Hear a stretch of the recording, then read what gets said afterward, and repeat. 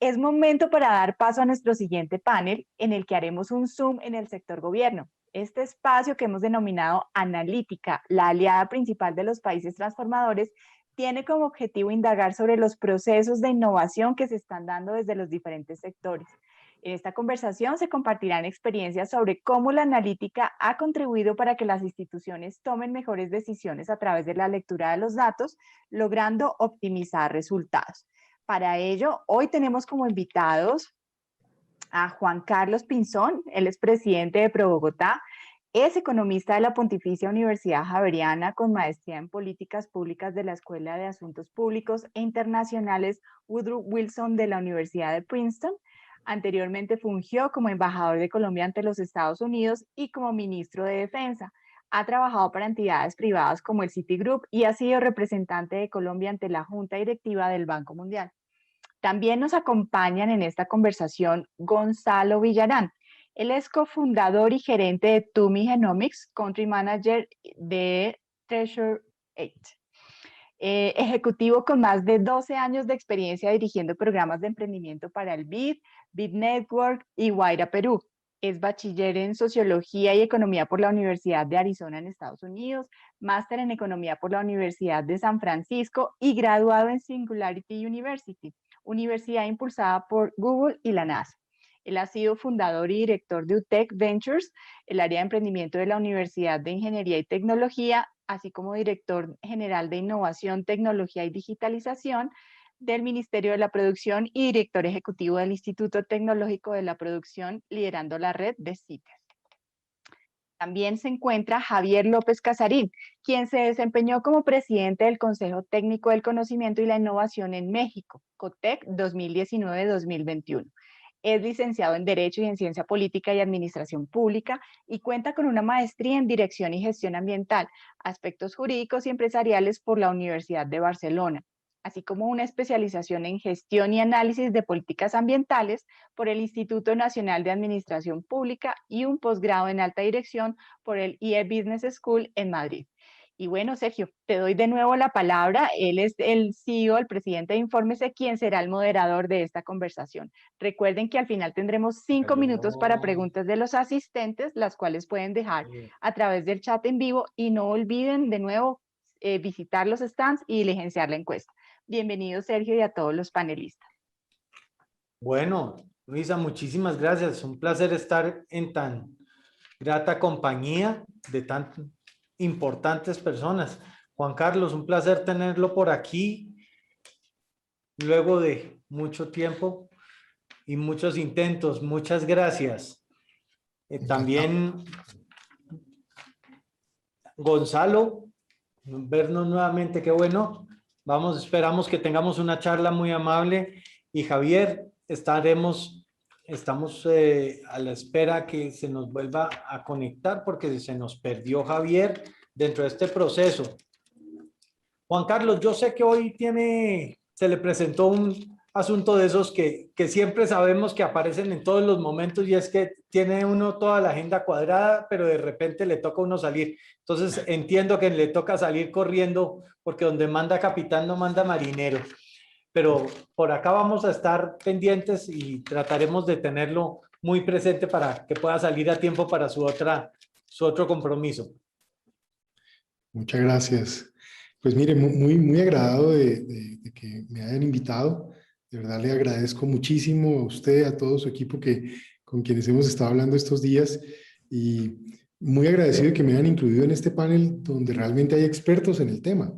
El tema de analítica de datos de verdad tiene científicos y tiene gente que está en esos temas. Yo obviamente a ese asunto me he aproximado desde la política pública, pero bueno, ya conversaremos sobre eso y estaremos interactuando. De eso se trata precisamente. Gonzalo, muchas gracias por estar con nosotros. Muchas gracias, Sergio. Encantado de estar y gracias a la invitación y más bien feliz de estar compartiendo este panel con gente tan capacitada también en temas públicos ahí, así que va a ser interesante la conversación que tengamos. Claro, mientras que se nos vincula nuevamente Javier, yo creo que podemos comenzar un poco explorando en medio de todos estos conflictos en los que estamos viviendo, tanto Lima, Perú en general, Colombia, pues ni para qué lo volvemos a decir. ¿Cómo ven en este momento todo este proceso en donde los datos se han vuelto vitales para tanto enfrentar, afrontar y confrontar estos conflictos? Juan Carlos, ¿cómo ve ese movimiento de datos, tanto los que son reales, los que no son tan reales? ¿Cómo enfrentar ese momento? Mire, lo primero, yo creo que está claro que estamos en la era de los grandes flujos de información. La gente tiene hoy mucha más información que le llega que la que realmente nuestra mente es capaz de procesar. Y por eso también en cierto sentido es fácil la manipulación, porque entonces la gente va más bien participando de espacios en donde oye o conoce más o menos de aquello que tiene alguna afinidad o algún interés. Y a partir de allí pues aparecen estas, si se quiere, cámaras de desinformación donde a la gente la alimentan con cierto tipo de información específica y pues si usted está en esa cámara de información de una u otra manera empieza a creer y empieza a ser en cierto sentido manipulable por cualquier información que se presente en esos espacios. Todos cuando nos dicen esto decimos no, pero a mí no me pasaría eso.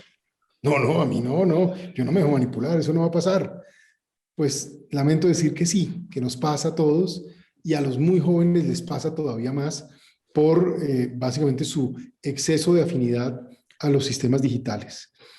Mi aproximación al tema de los datos viene de mis tiempos de servicio público, cuando desde ya empezábamos a ver, por ejemplo, el flujo de las comunicaciones, veíamos un poco cómo los datos que se cruzaban de ciertos comportamientos o de ciertos parámetros, por ejemplo, lo que uno puede hacer con un avión no tripulado, entender un poco el procedimiento y la manera como la gente se comporta, pues empezamos a ver que entender todos esos datos, en el caso de los temas de la seguridad nacional, producía hipótesis y luego esas hipótesis se podían confirmar y convertirse en conocimiento para orientar, en este caso, la política pública de seguridad, la acción contra el crimen, la acción contra el terrorismo o incluso la acción para defender los intereses del país frente a incluso amenazas cibernéticas de ciberseguridad y ciberdefensa que de una u otra manera hoy los países están expuestos.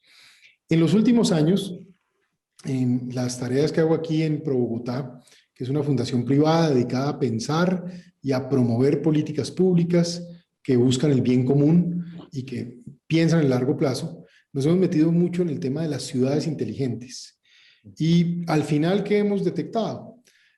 Obvio, aparece la tecnología digital, aparecen las tecnologías, si se quiere, amigables con el medio ambiente, de economía circular, de economía sostenible, si se quiere, pero el éxito de todas estas nuevas herramientas para la calidad de vida en las ciudades, llámese en el mundo de la seguridad con las cámaras, o llámese en los sensores que permiten detectar tráfico, movilidad, calidad del aire, o llámese incluso en los datos en salud y en educación que permiten saber qué está pasando en estos ámbitos. Al final, el gran reto es cómo hacer administración y cómo hacer análisis de esos datos. Y cómo quienes tienen la capacidad de análisis de esos datos logran hacer políticas más efectivas que mejoren la calidad de vida de las personas.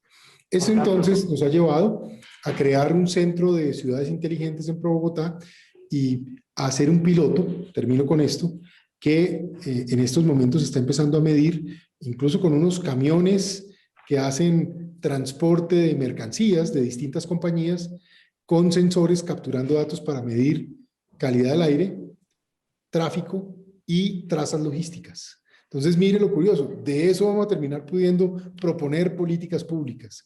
Así que el tema del análisis de datos es vital y lo único cierto es que a futuro lo único que nos va a pasar a todos es que vamos a tener no menos datos, es decir, 100, 1000, 1 millón de veces más datos de los que tenemos hoy y la analítica es la que nos va a poder orientar para poder hacer uso efectivo de esos datos y orientarnos a buenas políticas públicas. Muchas gracias, Juan Carlos. Súper importante ese punto donde los datos cada vez van a ser más, lo cual quiere decir que cada vez vamos a necesitar más capacidad de análisis. Quiero darle la bienvenida a Javier López Casarín. Muchas gracias, Javier, por estar con nosotros. estábamos listos y se nos trastocó en el momento la parte tecnológica. Siempre nos hace estas jugadas. Muchísimas gracias. Gracias, infórmense, gracias por esta participación. Gonzalo, Juan Carlos, un placer compartir con ustedes pantalla y ser parte de esta conversación que sin lugar a duda, como venía mencionando Juan Carlos, es un tema no solamente de presente y actualidad, sino de comprender hacia dónde vamos. Entonces, pues muchas gracias, aquí estoy y a lo que siga, yo me estoy uniendo. Tranquilo, precisamente me llegas a tiempo para poderte preguntar desde la Agencia de Cooperación Internacional para el Desarrollo, ¿cómo están analizando toda esta información existente y cómo están pudiendo alinear y dirigir los esfuerzos a partir de el análisis de la información? ¿Qué tipo de análisis están realizando ustedes? Claro que sí, Sergio. De nuevo, gracias. A ver, déjame dar una pequeña introducción y de ahí me voy para allá. Algo de la causa que yo he venido persiguiendo y que mi intención es provocar conversaciones en la mesa, y en la mesa me refiero en la mesa del hogar, en la mesa de los negocios, en la mesa política, es el concepto de innovación. Innovación entendiéndolo como motor de las economías. Esa es una hipótesis que yo manejo al grado de ya presentarlo como tesis, haciendo estudios comparados de economías en aquellos casos donde en el sector público se decidió invertir en investigación y desarrollo, y en empresas también, pues, en lo que es Research and Development, por ejemplo, versus otras tantas que no lo hacen, y que el manejo de los recursos se ve como inversión y no como gasto. Entonces, cuando podemos llevar a la mesa el entender que la innovación es una ruta, uno de los principales conceptos que manejo es estar consciente del presente para poder entender hacia dónde va el futuro, cómo lo vamos a construir. Cuando tú hablas de estar consciente del presente, hablo de entender, estudiar la información que está a tu alcance, estudiar o buscar la que tú necesitas, eso es, ¿qué tengo de información? Y de ahí tú ir generando tus diferentes procesos o procedimientos a través de diferentes indicadores o puntos de evaluación que puedas tú generar para procesar esa información, y que puede ser desde un ejercicio muy sencillo hasta algo ya mucho más complejo, donde puedas echar mano de tecnología, de algoritmos, de fórmulas, en fin. Pero a lo que voy es necesario hoy, derivado de toda la información que tenemos y estando consciente de un presente que quiero ser parte del que está cambiando constantemente y del cual estamos construyendo un futuro, pues entender con esa información cómo la proceso para llegar más adelante. Ahora, tomando la pregunta que tú señalas, pues bueno, daré un ejemplo concreto de lo que está sucediendo dentro de la MECSID, el Consejo Técnico del Conocimiento y la Innovación, que me tocó presidir de manera honorífica del 2019 a 2021, y el rol que México está llevando en la presidencia pro tempore de CELAC. Esto vino en una reflexión de dos conceptos en el plan de trabajo que presentó México, donde uno era el espacio y el otro era la innovación.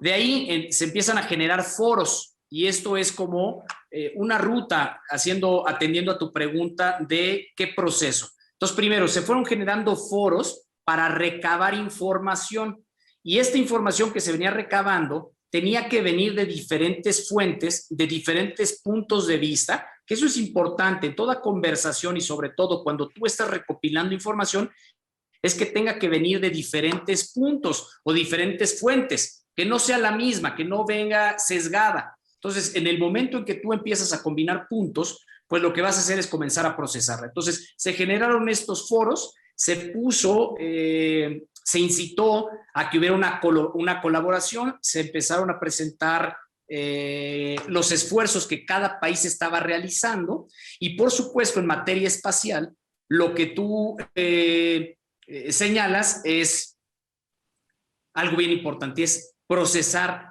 datos, procesar información. Cuando estamos hablando del espacio, hablamos, si me lo permite nada más ser gráfico, tenemos un satélite y el satélite tiene dos misiones. Una es la observación de la Tierra y la otra es la observación del espacio profundo.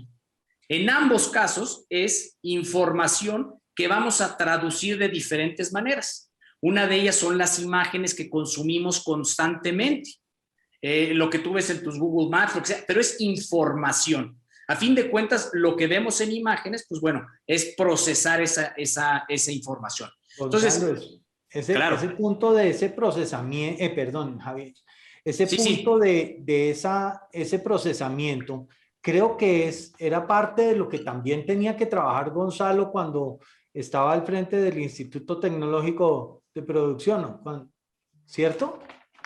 Sí, sí, algo así tuvimos el trabajo que lanzamos una plataforma, buscamos lanzar una plataforma de data, pero justamente desde la mirada del desarrollo productivo, ¿no? Del agrícola. Así es, ¿no? La transferencia tecnológica hacia las micro, pequeñas y medianas empresas. Y ahí es donde vemos realmente la brecha en donde las empresas, bueno, las grandes empresas, por supuesto, tienen el acceso a toda la capacidad de computación o la capacidad de entendimiento de estos datos, esta cantidad de datos que se viene recogiendo cada vez más y cada día más.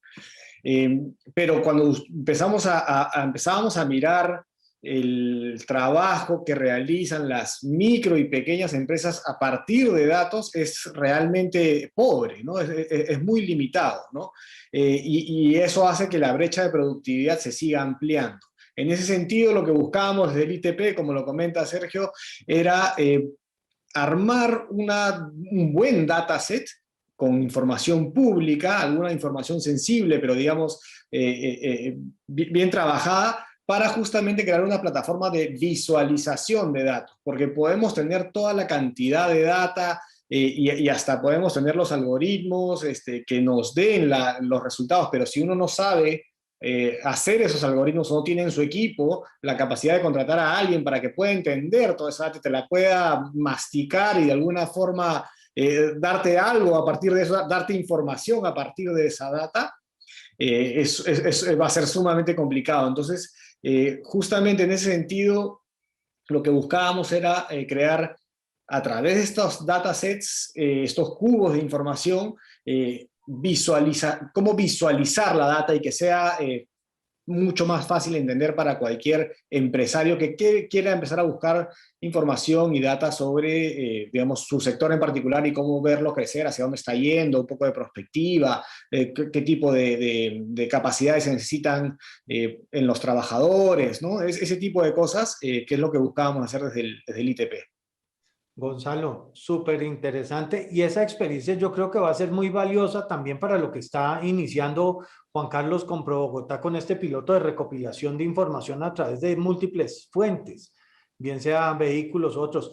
Yo le tenía una curiosidad, si esto que está planteando ProBogotá de recoger todas estas nuevas fuentes de datos y ponerlas juntas, tiene algo que ver con el desarrollo de la agencia analítica de datos que está iniciando la alcaldía, todo este proyecto de Ágata, ¿van a estar relacionados de alguna manera? ¿Esos procesos tienen algún esquema para que los ciudadanos podamos intercambiar datos y tener acceso a esas nuevas fuentes de información?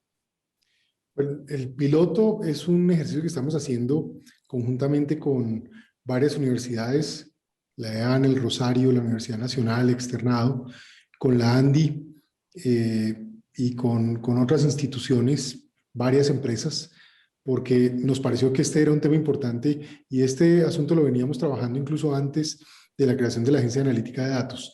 Pero ProBogotá sí viene trabajando de cerca con el equipo de la alcaldía que está diseñando esa agencia y de una u otra manera ha venido proponiendo incluso la importancia de tener incluso una secretaría de temas digitales dentro de la ciudad de Bogotá como un elemento clave, porque también mucho del valor de los datos está en poderlos usar y en que haya dos cosas: protección a los datos, de modo que pues, no termine cualquier cosa volviéndose un dato, y haya protección a la intimidad a la privacidad, si se quiere, pero por el otro lado, el valor también de los datos está en que eso es una mina de oro que vale tanto como creativos, básicamente gente que escribe código, sea capaz de convertir esos datos en oportunidades de eficiencia o en soluciones o francamente en oportunidades de empleo y negocios. Entonces, eso es muy importante y ahí es donde también nosotros estamos tomando una postura un poco para orientar esos dos temas, el tema de la privacidad y el tema del uso libre de los datos. Y ahí es donde las ciudades que han hecho eso hacen la diferencia. Y ahí es donde sentimos que pues podría Bogotá avanzar un poco en ese sentido. Pero reconozco como un tema valioso el hecho de tener esa voluntad de crear esa agencia de datos en el distrito de Bogotá y pues nuestro interés de contribuir y participar de ese proceso como un tema estratégico de la política pública de los próximos años para Bogotá, para Colombia. Pues ciertamente esto es un tema de lógica global, así que pues ahí estamos interesados. Juan Carlos, ese proceso de compartir la información quizás es lo que Javier nos estaba llevando, y es esas cantidades de datos, en un caso traídas de dispositivos móviles que se están movilizando más que dispositivos móviles, dispositivos que se están movilizando, o bien sea información que se está trayendo de los satélites, debe ser consolidada y debe ser puesta en cierto nivel de digestión, llamémoslo así, para verlo procesado y que los ciudadanos podamos tener acceso a esa información y la podamos compartir. Javier, ¿cómo están haciendo en México ese proceso? ¿Cómo están haciendo para que esa información y el resultado de esos procesos analíticos salgan más allá de las instituciones y le lleguen a los ciudadanos? Bueno, la pregunta es buena. Lo que veo en dos temas es cómo se está procesando y cómo se está recabando. Me interesa mucho y el planteamiento que hace Juan Carlos sobre diferentes conceptos. Primero habla de código. Cuando habla de código es importante hoy día para poder procesar la información. Por ahí hay un dato que llama la atención para empleos del futuro. Se estima que hay alrededor de 20 millones únicamente de personas que escriben código o son programadores, y esto es para el mundo entero. Entonces, cuando a mí me hablan de empleos del futuro, siempre me encanta señalar esa oportunidad porque a fin de cuentas es lo que consumimos día a día. Habla de la protección de datos, que es fundamental a lo que estamos avanzando, y a cómo estamos adquiriendo estos datos, porque si bien se sabe, los comportamientos y el análisis pues ahora se hace a través de traer un dispositivo. Tan es así que eso ha cambiado la mercadotecnia y la manera de estar generando venta y contenidos. Tan es así que ya hay un par de propuestas, de plataformas, donde quieren ofrecerle a los usuarios el que puedan vender su información y obtener una retribución en caso de que tú le quieras permitir alguna plataforma que puede ser de red social, como otra en las que tú te enganches, y que dependa de uno el que vaya a proporcionar información y pueda ser procesada en el conducto o en las maneras en las cuales tú consumes la información. Entonces, son datos importantes. El área jurídica tiene que echar mucha mano aquí de cómo vamos avanzando. Hemos visto las modificaciones que se tienen al obtener información, y por supuesto cómo se procesa. Ahora, ¿cómo se está dando a conocer en el caso de acá? Pues se están construyendo canales totalmente dirigidos, aprovechando la tecnología con los retos que esto conlleva, porque mucho estamos echando mano de cierta tecnología que no necesariamente está al alcance de todos. Uno de los retos importantes que va llevando esto es generar una conectividad dentro del país y que las personas puedan tener acceso gratuito a ello. Javier, muchas gracias. Yo sé, Juan Carlos, que nos estamos acercando al límite de su tiempo disponible, pero no quiero dejar que se me vaya sin antes preguntarle, basado en la amplia experiencia que usted ha tenido tanto en la parte del Ministerio de Defensa, sin lugar a dudas, como en la parte de las múltiples actividades que ha tenido, ¿qué experiencia o qué casos siente usted en donde hubiera podido tomar mejores decisiones de haber tenido más desarrollados los procesos analíticos a su alcance en ese momento? ¿Sabe, por ejemplo, qué quisiera yo haber tenido, y creo que hoy se necesita, por ejemplo, en Colombia, muy intensamente, todo el tema de cámaras personales para los hombres de la fuerza pública, porque eso los protegería de la desinformación que incluso han creado para afectar su imagen y limitar su accionar, y al mismo tiempo protegería de manera especial a la ciudadanía de que precisamente se contengan a la hora de que exista cualquier tipo de abuso. Me habría encantado tener muchas más cámaras y un centro analítica de datos con las cámaras para poder precisamente identificar comportamientos anómalos, atípicos, que con certeza le permiten a uno anticipar acciones violentas o acciones criminales, que me parece que es vital. Pero hoy en día, ya pensando un poco en el contexto de lo que hacemos, yo siento que con una buena analítica de datos vamos a ser muy eficientes en las ciudades en temas como los servicios públicos. Por ejemplo, el tema del agua, el tema de la energía. Yo creo que ahí se va a generar unas potencialidades de ahorro y de eficiencias a partir precisamente de los datos muy grandes. Y también en Bogotá nosotros participamos con agencias del gobierno de Noruega en una entidad que se llama Victia. Y Victia hace esencialmente tres cosas. Educa en programación a 600 personas al año más o menos de escasos recursos, pero que tengan ciertas capacidades en el tema digital. Procura dar básicamente posibilidades de incubación de empresas y es inversionista ángel en algunas empresas digitales en temas de ciudad. Eso ya lo hacemos. Y yo pienso que en la medida en que haya grandes volúmenes de datos y estos estén expuestos, la potencialidad de crear iniciativas económicas y de oportunidades económicas para la gente son enormes. Y ahí sí que me ilusiona mucho que eso termine siendo una fuente de creatividad, de innovación y en últimas de progreso económico y social. Ahí entonces veo también un tema que me motiva mucho hacia adelante. Muchísimas gracias, Juan Carlos. Muchas gracias por habernos podido acompañar. Yo sé que en cualquier momento le toca salir, pero se puede quedar aquí cuanto quiera. Entonces, muy amable. Yo voy a tener que partir, pero quiero mandarle un saludo especial a Javier, a Gonzalo y a ustedes en Infórmese, a Analítica. Muchas gracias. Han sido muy generosos y cuenten conmigo en futuras ocasiones. Aquí estamos para conversar de temas interesantes y de temas que les sirven en últimas a las personas, a nuestro país, al mundo hoy en día. Muchas gracias. Muchísimas gracias, Juan Carlos. Chao. Gonzalo, yo sé que una de sus pasiones es hacer que estos datos le lleguen a los pequeños, a los agricultores que normalmente no lo tienen, a los comerciantes que necesitan usar esta información y no tienen acceso a esta fuente de datos, a estos elementos de procesamiento, bien sea porque no conocen las capacidades de programación o porque no están los datos cerca a ellos ni en su cotidianidad. ¿Cómo sientes que la parte analítica le puede acercar esos datos a este tipo de personas o de sociedades?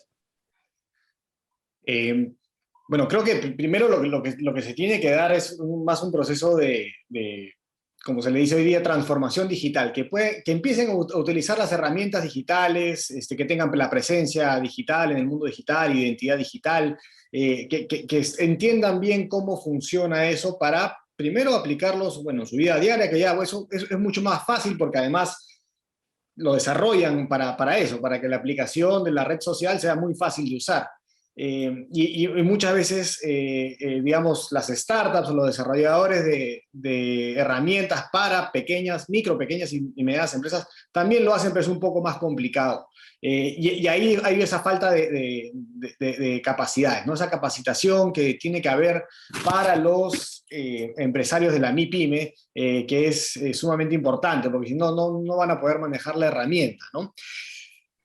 Y la capacidad que ellos tengan de invertir en estas herramientas, ¿no? Entonces, en algún momento, desde el Ministerio de la Producción, también lo que armamos fue un kit digital. Entonces, una web donde los empresarios pueden ir y recibir capacitación, recibir uso de herramientas gratuitas, ¿no? Y se empiezan a sumar otros servicios. Entonces, rápidamente se nos acoplaron, por ejemplo, los bancos, ¿no? Entonces, querían estar presentes ahí dando facilidades, obviamente porque les podía generar nuevos clientes, ¿no? Pero aparecieron las fintechs, ¿no? Que empezaron a ofrecer sus productos y servicios, cosas como el factoring, en donde tú puedes vender tu factura que te debe una empresa, ¿no? Entonces tienes el problema, reduces el tiempo de cobranza, entonces el cash flow ya no es un problema para la empresa. Entonces, ese tipo de servicios que funcionan mucho mejor cuando están digitalizados.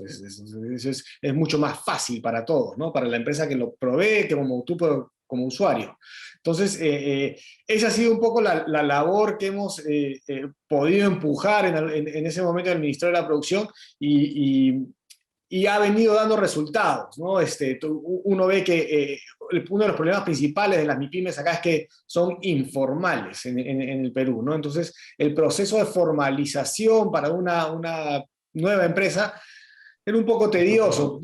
A través de la digitalización de información, de datos, de conexión entre los registros públicos con la agencia de tributación, reducíamos pues 2 pasos, ¿no? Ya no tenían que ir a la oficina de uno y del otro, sino podían hacerlo en una sola oficina. Ese tipo de cosas pequeñas, lo que hemos visto es que incrementó la velocidad de formalización de empresas, ¿no? Entonces, ahí hay mucho más espacio por recorrer y todavía no sabemos qué más se puede dar, qué más puede generar, pero seguramente va a ser cada vez más y más. Como la cantidad de datos hoy en día cada vez es más y más, las oportunidades también son cada vez más grandes, ¿no?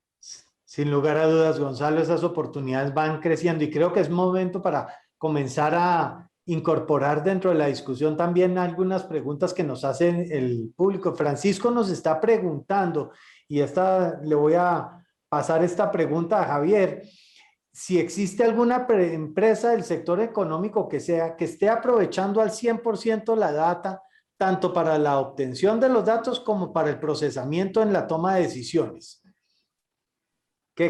¿Cómo le contestarías a Francisco?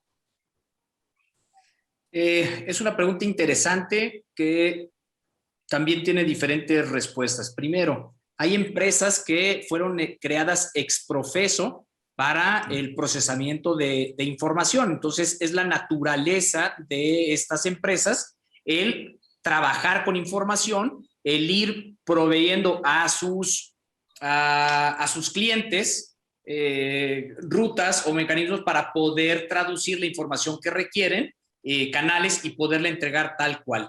Entonces, hay quienes ya están en esto, pero también creo que hay otras tantas que fueron creadas con un objetivo y han ido evolucionando, entendiendo pues que lo que hoy se llama el valor más importante activo pues es esta información, y podríamos hablar en hábitos de consumo, ¿no? Es el cliché de que donde se dice que todo lo de internet, nada es gratuito. Entonces, que normalmente uno cae en que las cuentas son gratuitas, el almacenaje es gratuito, pero no, pues lo que estás dando es información que saben procesar muy bien para poder comercializar esos datos a alguna empresa. Entonces, creo que es una de las maneras en las cuales podemos entender cómo en el último año, lamentablemente por el tema de la pandemia, pues las empresas que más crecieron son las que procesaban información, procesaban hábitos, procesaban georreferenciación y que podían ofrecer soluciones de manera inmediata. Entonces, ejemplos tenemos mucho de cómo es un mercado que va creciendo y que ha ido modificando los hábitos de consumo. Ese proceso en donde los ciudadanos estamos pagando con datos y con comportamiento nos pone un poco en una de las inquietudes que yo tenía, Gonzalo, y vemos cómo cada vez más las organizaciones estamos aprovechando o están aprovechando el potencial de las ideas que se basan en esos datos y en esas tendencias que los mismos ciudadanos están expresando. ¿Ustedes han visto un mayor uso de esas técnicas de análisis de sentimiento de las expresiones o de análisis de redes sociales y de los comentarios de los ciudadanos para cambiar el curso de las políticas públicas que se han estado montando?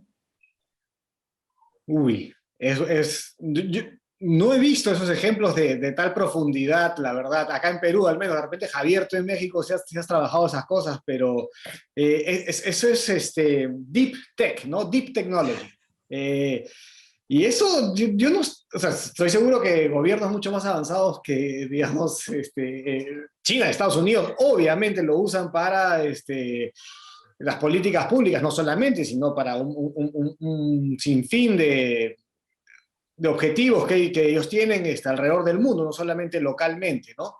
Pero yo no he visto esa capacidad y entendimiento de las capacidades de esta deep tech en el sector público local. Lo que sí hemos estado viendo en el Perú y recientemente con el lanzamiento de una estrategia nacional de inteligencia artificial, ¿no? Ese es un primer documento que empieza a salir a la luz acá en Perú con una colaboración entre el gobierno peruano y el gobierno de Corea del Sur, en donde se empiezan a plantear, pues, todas las oportunidades y amenazas que hay a partir de la inteligencia artificial. Sabemos las oportunidades que hay, pero también hay una serie de amenazas que también los mismos, digamos, empresarios más grandes del mundo, como Elon Musk o Bill Gates, las reconocen, ¿no?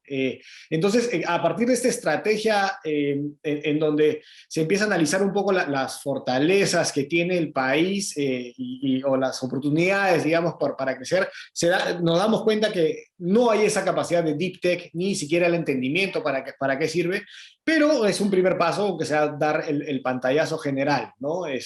A partir de eso se va a crear un Centro Nacional de Inteligencia Artificial, en donde se empieza a poder producir estos datos y empezar a analizarlos, empezar a compartirlos, sobre todo porque, digamos, uno de los pilares del centro es la colaboración, ¿no? Entonces, y también, por supuesto, todo con el tema ético que tiene que haber detrás, para proveer servicios y herramientas al sector público, pero también al sector privado, ¿no? Que de alguna manera puede interactuar con este centro, ¿no? Entonces, lo que, no sé, ha pasado acá en Perú a partir de la pandemia fue que nos dimos cuenta, pues, que el gobierno no estaba a la velocidad de la pandemia. Bueno, nadie estuvo a la velocidad de la pandemia en realidad, pero nos dimos cuenta que, digamos, los científicos, los ingenieros, los computer scientists peruanos, muchos afuera, ¿no? Porque ha habido un brain drain importante desde el Perú, ¿no?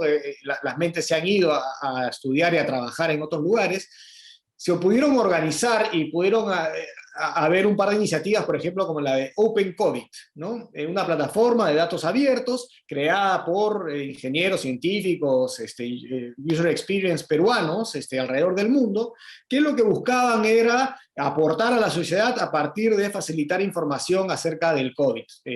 Mapas, digamos, con el crecimiento del COVID, mapas con información de camas UCI, capacidad de oxígeno, digamos, con todos los problemas que hemos tenido en el Perú para controlar el COVID, porque justamente el gobierno no estuvo capacitado, ni siquiera reaccionó rápido, se demoraron mucho, es más, ya dejaron ya lo dejaron a que lo haga la gente, ¿no? Digamos, lo haga el sector privado y ya no se metieron en eso, ¿no? Pero a partir de eso, por ejemplo, nace esta Estrategia Nacional de Inteligencia Artificial, se empiezan a dar cuenta de lo importante que es para el presidente, sobre todo para poder tomar decisiones, en manejar buenos datos. Habían instancias de datos cerrados que venían desde el Ministerio de Salud, que se lo daban al presidente dentro de un informe con datos que estaban del día anterior. Entonces, cosas como esas, la gente, digamos, los altos mandos se dan cuenta que la necesidad de manejar buenos datos, de manejar buena información es vital para situaciones como la pandemia, ¿no? Claro que sí, el manejar los datos adecuadamente y que los datos estén limpios y sean confiables es un elemento vital. Y creo que acá me voy a apalancar un poco en lo que Jennifer nos indica, que dice que cuando el producto no tiene precio, el producto eres tú. Y creo que eso va más o menos lo que estabas diciendo, Gonzalo, y creo que lo que Javier está detrás de todo este proceso en el cual podemos avanzar es vital. Javier, ¿cuáles creen que sean esos atributos de la analítica, ya que estamos acercándonos a la parte final, ¿cuáles crees que sean esos atributos que le van a contribuir a mejorar el proceso de transformación de nuestros países? Ok, iré entendiendo esta ruta, redondeando todo con lo que empecé y hacia lo que voy. Me quedo con algunas de las ideas con las que estaba ahorita Gonzalo cerrando su participación y lo que tú mencionabas ahorita, Sergio. A ver, estamos hablando de cómo recopilas los datos y ahí es, si te cambias en el proceso porque encontremos que el producto, pues van a ser otros datos o lo que le pidamos al procesarlos. Entonces, la calidad de ellos es ahora en cómo los recopilo, dónde está la confiabilidad de estos datos con los cuales yo voy a alimentar mis modelos, mis algoritmos, mis fórmulas, lo que sea. Miren nada más un pasito atrás. El tema del espacio, ¿por qué era importante? Porque vamos a observar a través de la información diferentes aspectos en los cuales van a impactar. Te van a impactar en temas de agricultura, te van a impactar en temas de urbanismo, en temas de mitigación de riesgos, en migración y por supuesto todo esto lo traduces en políticas públicas. ¿Cómo y por qué? Tenemos que este caso concreto, a diferencia del sector privado, tiene un presupuesto limitado, como todos los gobiernos. Entonces hay que tener detrás, hay que ser correctos en una inversión dirigida. Y de ahí me iría dándole secuencia a lo que Juan Carlos presentaba, que es justamente las ciudades inteligentes. Las ciudades inteligentes justamente es el ejercicio pleno, permanente de datos y que simplemente sepamos cuáles son las preguntas correctas que queremos hacer. Si queremos hacer el comportamiento de los peatones, o de autos, pues esto va a afectar en un tema de políticas públicas en movilidad. Si estoy viendo que en las épocas, en las diferentes épocas estacionarias del año, veo cierto comportamiento por árboles o calentamiento o agua, pues puede hacer otro tipo de políticas o de obra. Entonces de ahí voy viendo que las ciudades inteligentes recaen justamente en la recopilación de datos y en el procesamiento de datos. Entonces, con esto vamos viendo que esto va a ser necesario y que es una tendencia que va creciendo, que además, pues bueno, no son tantas, no pasamos de 50 ciudades inteligentes en el mundo, pero que está siendo una tendencia. Las más relevantes se encuentran en Asia, pero nosotros, por ejemplo, en México tenemos 3. Y ha sido esto, pero muy enfocadas, por ejemplo, en el consumo turístico y en la oferta turística. Entonces, es otra variante que tú le pides a la información que te va a servir como gobierno para poder generar cadenas económicas con vínculo con el sector privado o el sector empresarial y tu población. Entonces, tú vas metiendo. Hablamos también del tema del comportamiento de las fintech. Bueno, pues ahí lo tenemos. Entonces, sí puedes ir midiendo ciertas conductas. Y hacías una pregunta hace unos minutos, Sergio, que me pareció muy linda, porque a fin de cuentas son los retos que se van generando y mencionabas si se pueden medir los sentimientos. Curiosamente, hoy lo que vas midiendo, por decir así, en un partido de fútbol, en unas elecciones, donde hay gente detrás, ya muchas veces no mides si las personas están de acuerdo o no con la oferta. Ya estás midiendo sentimientos. Si estás enojado con uno o con otro en un partido de fútbol, ¿por qué le voy a si no es tu equipo? Pues porque no quiero que gane ese, porque con ese estoy enojado. ¿Por qué? Porque le ganó al mío. Entonces, ¿cómo empiezas a medir comportamientos? Y esas métricas es fácil poderlas desarrollar. Mencionaba muy bien Gonzalo el tema de a través del rol que está jugando la inteligencia artificial hoy día en nuestras vidas. Hoy día la inteligencia artificial y en la manera en la que está evolucionando, pues va a ser parte en el procesar estos datos. Y te daré otro ejemplo, porque lo mencionabas en cuanto, y lo que hacía la pregunta sobre qué pasa con estas empresas que nacen y que evolucionan. Les voy a dar un ejemplo sobre lo que son los datos y que quizá no nos percatamos que ahí están recopilando datos, procesando datos y generando. Los autos Tesla nacen pues con una responsabilidad social importante hacia el medio ambiente, donde se perfeccionan, que ya existían los autos eléctricos, pero que llega una empresa a la cual inyecta dinero y empieza a hacer una propuesta mucho más sexy, atractiva para la población. le mete diseño, porque los anteriores eran como cajas de jugo o de leche, los hace cómodos, les empieza a poner que sea algo que tú quieres tener, los hace accesibles y empieza a construir este auto que me gusta. Pero ¿qué crees? Lo interesante de los autos Tesla es que tienen o están llenos de sensores, y estos sensores van recopilando información, la cual va a una computadora, es enviada y es procesada esa información.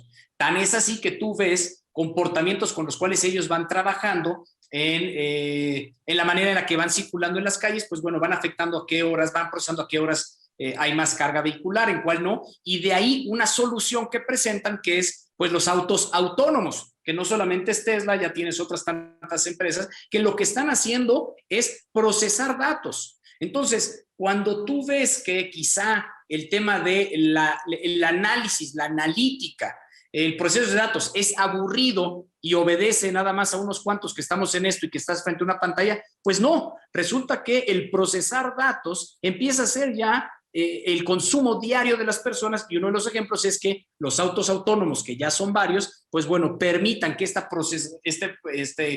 la manera en la que se procesa la información te permita tener una solución que está afectando la manera en la cual nos vamos conduciendo. Entonces, si vamos hilando cada uno de los tantos puntos que hemos visto, pues nos encontramos que el hilo conductor viene siendo la información, viene siendo las preguntas indicadas que debo de hacer para obtener mi respuesta, porque como en todos los casos, no es la respuesta lo que importa, sino el planteamiento y la formulación de la pregunta. En este caso, pues cómo lo vas a traducir como código, como fórmula, en fin, lo que tú gustes y mandes. Entonces, yo invito siempre a las personas a que hagan ejercicios sencillos, y entonces tú empiezas a ver la información que tienes a tu acceso y a tu entorno, y vayas haciendo estos ejercicios de cómo las procesas, cómo vas generando un criterio, y ahora eso magnifícalo para, como bien mencionaba Juan Carlos, pues acaba siendo un tema global. Y bueno, creo que es una plática que nos puede llevar porque es eterna y emocionante. Perdón, Gonzalo, ya estoy agarrando tu tiempo, pero Javier, bueno. sin lugar a dudas, este tema nos apasiona. O sea, eso es el cómo usar los datos, cómo aprovecharlos, cómo crearlos, cómo modificar nuestro comportamiento a partir de la información, cómo tomar mejores decisiones a partir del uso de datos. Es realmente uno de los retos más grandes a los cuales estamos viendo. Hemos visto un proceso muy interesante en donde básicamente estamos hablando de tres grandes cosas. Un proceso donde hay que recoger información, ordenarla y administrarla de una manera adecuada. Debemos tener esa capacidad de transformación y de procesamiento de los datos, sin lugar a dudas, en las organizaciones. Y a través de la analítica vamos a poder despertar múltiples elementos de creatividad. Esto realmente hacia adelante, hacia en particular las nuevas generaciones, los nuevos jóvenes que están entrando al mercado, en lugar de estar desesperados, deberían tener todas estas líneas como unas grandes posibilidades para trabajar. Múltiples fuentes, así como se está diciendo que se está perdiendo la capacidad de trabajo, estamos viendo como en esta sola charla han salido 3 o 4 nuevas vertientes de nuevas profesiones, ni siquiera una sola profesión, porque está el que maneja el dato, el que lo analiza, el que lo guarda, el que lo mueve, el que lo transfiere, luego el creativo que lo presenta de una manera. Entonces vemos una gran cantidad de cosas que nos abren las posibilidades de un futuro muchísimo más promisorio del que muchas veces nos lo han pintado gracias a esas películas de ciencia ficción donde nos muestran un mundo comandado y dirigido por unos robots que nadie controla y nadie conoce. Creo que tenemos acá una... Sí. Tenemos una presentación bien interesante, una pregunta de Ricardo que venía para Gonzalo, y es: estando ahora en el sector privado, ¿qué oportunidades crees que existen para crear mayores sinergias entre el Estado y la gran empresa para poderle transferir ese conocimiento y esas herramientas analíticas hacia la mediana y la pequeña empresa?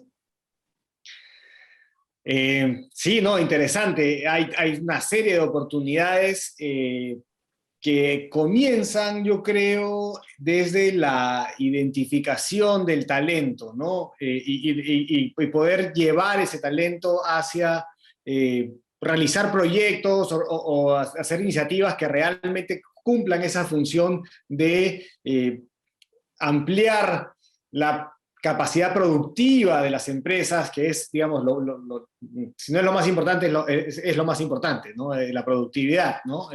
Pero creo que ahí hay un punto que también tiene que ser fomentado, y menos mal los gobiernos de la Alianza del Pacífico, sobre todo, con los cuales he tenido bastante interacción, siempre ha sido, digamos, central el tema de la micro, pequeña y mediana empresa, empujarla a que pueda seguir escalando los niveles de productividad y podamos tener mucho más empresas medianas que pequeñas y micro, ¿no? Bueno, micro van a haber muchas más, pero digamos, el ratio es demasiado bajo. En el Perú, 96% de las cerca de 2,5 millones de empresas que hay, 96 son micro, como un 3,5% son pequeñas y un 0,15% son medianas. Entonces, es muy delgado el embudo para poder salir, ¿no?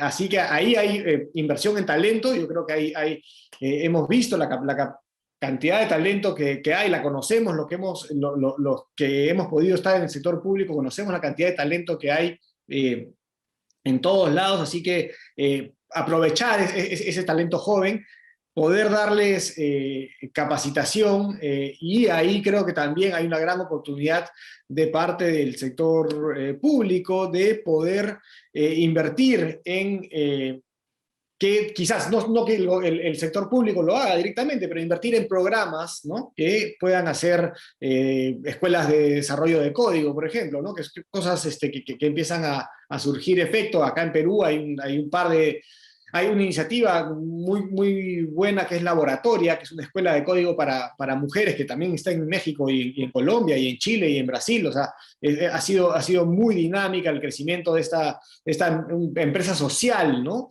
Pero que ha recibido apoyo del gobierno, porque el gobierno, a través de sus agencias de innovación, sus agencias de ciencia y tecnología, empiezan a apoyar este tipo de cosas. Y, por ejemplo, hace poco se ha lanzado una serie de becas para estudiantes que quieran aprender código de parte del gobierno, pero siempre a través del sector privado, hasta escuelas de código como Coding Dojo de los Estados Unidos, que viene a instalarse acá, ¿no? De manera virtual. Esto es todo mucho más fácil hoy en día, es más. Pero quizás no el soporte y la creación de programas del mismo gobierno, porque quizás el talento no está ahí, pero sino apoyar al sector privado que sí lo está haciendo bien, ¿no?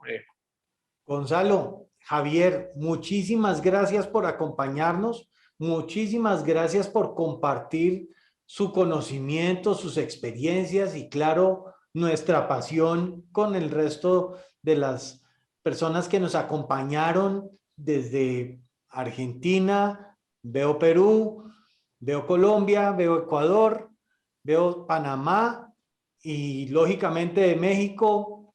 Tenemos de varios lugares, Aguascalientes también tenemos por acá gente. Entonces, muchísimas gracias. Ha sido un verdadero placer estar con ustedes y espero que podamos seguirnos viendo en ocasiones futuras. Claro que sí. Muchas gracias, Sergio. Muchas gracias a Infórmese y a Analítica por la invitación.